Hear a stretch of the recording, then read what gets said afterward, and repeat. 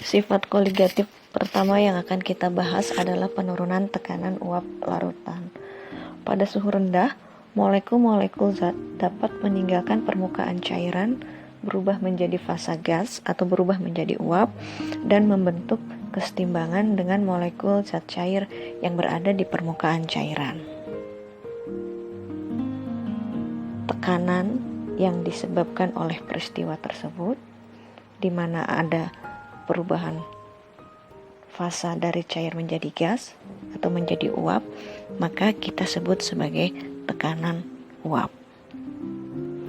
Besar kecilnya tekanan uap yang dihasilkan itu tergantung pada seberapa banyak partikel cairan yang berubah menjadi uap. Artinya, semakin banyak partikel yang berubah menjadi uap, maka tekanan uap akan semakin besar. Jika kita memiliki pelarut murni, cairan yang kita punya adalah pelarut murni, maka komponen yang terdapat pada cairan tersebut hanya komponen pelarut, sehingga molekul-molekul pelarut yang menguap itu menimbulkan suatu tekanan yang kita sebut sebagai tekanan uap pelarut, atau kita lambangkan sebagai P0. Apa yang terjadi ketika ke dalam pelarut murni kita tambahkan zat terlarut yang sukar menguap? Tadi kalau pelarut murni itu kita punya nilai tekanan uapnya adalah P0. Nah, kalau ke dalam pelarut murni tersebut kita tambahkan zat terlarut yang sukar menguap, apakah tekanan uap larutan yang dihasilkan akan lebih besar dari P0, akan lebih kecil dari P0, atau akan sama dengan P0?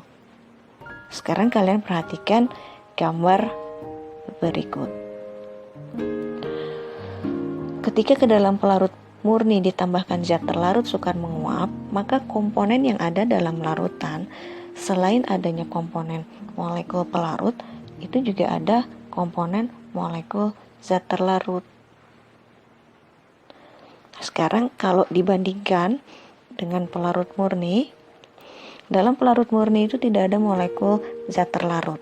Di permukaan cairan itu seluruhnya ditempati oleh partikel zat pelarut. Tapi ketika ke dalam pelarut tersebut ditambahkan zat terlarut, apakah pada area permukaan cairan hanya ditempati oleh partikel zat terlarut? Dalam permukaan cairan ini kan selain ada partikel zat pelarut, juga ada partikel zat terlarut. Jadi pada permukaan cairan itu selain ditempati oleh partikel zat pelarut, ada juga partikel zat terlarut. Nah, sekarang bagaimana pengaruhnya terhadap jumlah partikel pelarut yang menguap? Dalam proses penguapan, yang menguap itu hanya molekul zat pelarut. Sekarang di dalam larutan itu ada molekul zat terlarutnya. Apakah jumlah molekul pelarut yang dapat menguap itu sama seperti yang tidak ada zat terlarutnya? Tentu akan berbeda. Jumlah partikel yang menguapnya akan lebih banyak atau lebih sedikit. Kalau diperhatikan, di sini kan tidak ada zat terlarut. Kalau kita gambarkan zat terlarut itu sebagai penghalang dalam tanda petik, maka dalam larutan itu ada zat terlarut yang dapat menghalangi perubahan fasa molekul pelarut yang menjadi uap pada permukaan cairan, sehingga jumlah partikel pelarut yang dapat menguapnya tentu akan lebih sedikit dibandingkan dengan pelarut murni. Kalau misalkan jumlah molekul pelarut yang dapat menguapnya itu lebih sedikit, berarti bagaimana tekanan uap yang dihasilkannya? Lebih besar atau lebih kecil? Nah, berdasarkan pengukuran tekanan uap pelarut, di sini ada dua gambar. Gambar A itu pengukuran tekanan uap pelarut, gambar B pengukuran uap larutan. Sekali lagi, kalau pelarut itu komponen utamanya hanya molekul zat pelarut, tapi kalau dalam larutan komponen utamanya adalah zat pelarut dan zat terlarut. Ternyata berdasarkan hasil pengukuran diperoleh bahwa tekanan uap pada pelarut murni itu lebih besar dibanding tekanan uap larutan, tekanan uap yang sudah ada zat terlarutnya.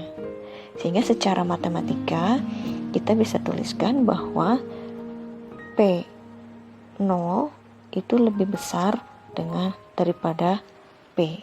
Tekanan uap larutan itu akan lebih tekanan uap pelarut murni itu akan lebih besar dibanding dengan tekanan uap larutan. Jadi akan berubah, tekanan uapnya tidak akan sama tapi akan berubah. Nah, perubahan ini kalau kita tuliskan dalam persamaan matematika, maka perubahan tekanan uap larutan ini karena P0-nya atau tekanan uap pelarut yang lebih besar, kita bisa tuliskan perubahan larutan ini adalah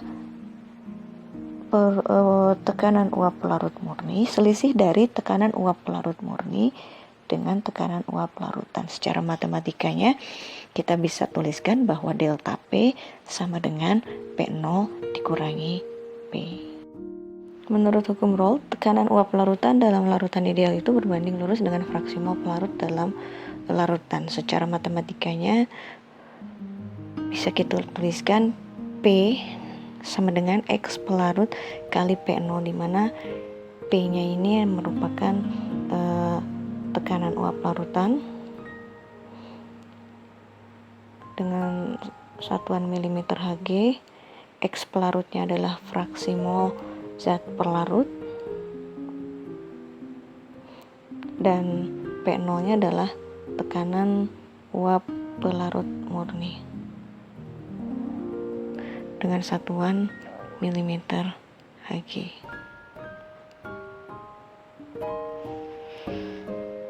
Kemudian kita tahu bahwa jumlah fraksi mol zat pelarut dan fraksi mol terlarut itu sama dengan 1, sehingga kalau kita substitusikan ke dalam rumusnya, nanti hasil akhirnya akan diperoleh persamaan delta P sama dengan X terlarut kali P0 pelarut. Delta P ini adalah perubahan tekanan uap larutan, X terlarutnya fraksi mol zat terlarut, P0-nya tekanan uap pelarut murni. Dalam menentukan penurunan tekanan uap larutan, kita coba pelajari contoh soal berikut. Di sini ada tekanan uap. Di sini ada soal tentang penurunan tekanan uap. Setiap mengerjakan soal perhitungan, biasakan kalian menganalisis dulu data dalam soal. Kalian pisahkan data apa yang ditanyakan, data apa yang diketahui. Misalkan kalau dalam soal ini yang ditanyakannya adalah penurunan tekanan uap larutan, sehingga yang diketahuinya di situ ada massa thiourea, MR-nya, kemudian ada massa air, MR air. Kalau kalian belum hafal, berarti hitung dulu menggunakan rumus MR dari perhitungan AR. Tapi harus kalian ingat juga bahwa MR air itu adalah 18. Ini data yang diketahui. Oh, satu lagi di sini ada tekanan uap air. Berarti P0, karena air itu biasanya pelarut, P0-nya adalah 23,76